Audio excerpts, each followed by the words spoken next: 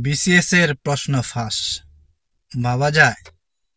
এরকম জাতীয় একটা পরীক্ষার প্রশ্ন ফাঁস হয়ে যায়, তাহলে আমাদের শিক্ষা ব্যবস্থা কতটুকু মেরুদণ্ডহীন তা কি বলার অপেক্ষা রাখে? আর শুধু কি এইবারই ফাঁস, কতবার যে ফাঁস হয়েছে, কোনো বিহিত হয়েছে? কোনো বিহিত হয় নাই। এবার ড্রাইভার ধরা খাইলো দেখা সব কিছু খবর হইতেছে, সবার গোমট লড়তেছে। কারণ কি, ড্রাইভার ধরা খাইছে। তো চোর কি শুধু ড্রাইভার একাই, না ড্রাইভারের সাথে আরো কেউ আসছে? না হলে ড্রাইভার সাহস পায় কোথা থেকে? এরকম জাতীয় একটা পরীক্ষার বিসিএস ক্যাডার, যেখান থেকে জাতীয় মেধা, বাংলাদেশের বড় বড় পদগুলা যেখানে দেওয়া হবে, তাদের পরীক্ষার প্রশ্ন ফাঁস হয়ে যায়। কত বড় বিস্ময়কর একটা ঘটনা।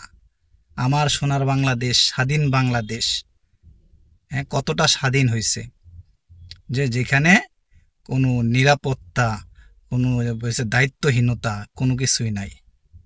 হ্যাঁ, এখন আবেদ আলী বলছে ওনার একজন ড্রাইভারের গাড়ি আছে, বাড়ি আছে, টাকা আছে, সম্পত্তি আছে, ছেলে চড়ে কোটি টাকার গাড়িতে। তো যারা আবেদ আলীর সাথে ছিল, যারা ইন্ধনদাতার, যারা হয়েছে মূল হোতা, তারা কি পাবে? তারা কি ধরা খাবে?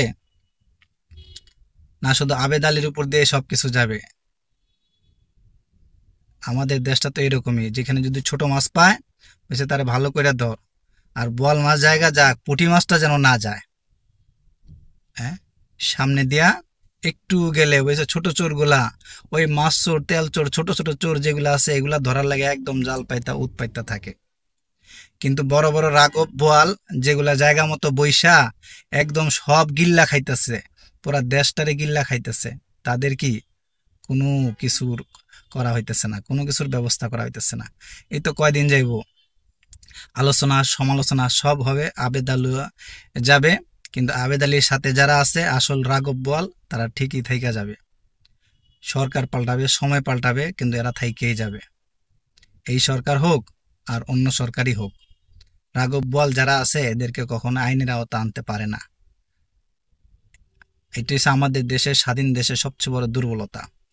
ছোট চোরগুলারে, ছোট ডাকাতগুলারে, ছোট বদমাশগুলারে ধরার জন্য উদ্গ্রীব, আর বড়গুলা থাক, বড়গুলা কিচ্ছু হবে না।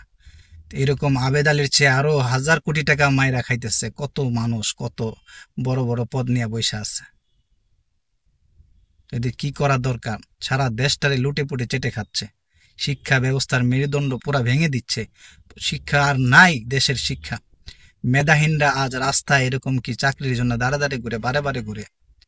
আর মেধাহীনরা তারা টাকা দিয়ে, মামা খালু দিয়ে, আর এরকম প্রশ্ন ফাঁস করে, নকল পরীক্ষা দিয়ে তারা ঠিকই জায়গা মতো চলে যায়।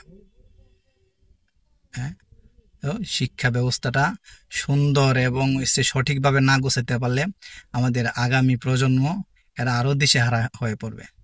তাই যারা দায়িত্বে আছেন তাদেরকে কাছে বিনীত অনুরোধ থাকবে, আল্লাহর হস্তে আপনারা জাতির প্রতি লক্ষ্য রেখা, জাতির ভবিষ্যতের দিকে লক্ষ্য রেখা আপনারা এই সমস্ত অন্যায় কাজ থেকে বিরত থাকুন।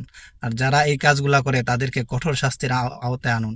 শিক্ষা ব্যবস্থাকে সুন্দর একটা পরিপাটি, গুছালো এবং নির্ভেজাল, এবং শিক্ষা যে জাতির মেরুদণ্ড, এই মেরুদণ্ড এই জিনিসটা উপলব্ধি করতে পারে, বা এটা উপলব্ধিতে থাকে, অথবা এটা শিক্ষা ব্যবস্থার মাধ্যমে যেন এটার বিচরণ বোঝা যায়, এই জিনিসটা আপনারা কায়েম করেন।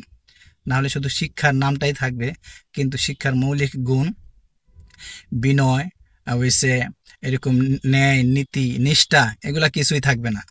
আজকে যদি আবেদ আলীর বিচার না হয়, যদি তার সাথে যারা জড়িত আছে তাদের বিচার না হয়, তাহলে দিন দিন এটা আরো বৃদ্ধি পাবে, এবং একসময় শিক্ষা চলেই যাবে, শুধু দুর্নীতি, অন্যায় আর অবিচারই থেকে যাবে। তো বন্ধুরা, আপনারা সবাই সোচ্চার হন, যে যেখানে আছেন যার যার জায়গা থেকে অন্যায়ের প্রতিবাদ করুন। সত্য একসময় প্রতিষ্ঠা হবে ইনশাল্লাহ। আপনারা সবাই ভালো থাকুন, সুস্থ থাকুন। আল্লাহ হাফেজ।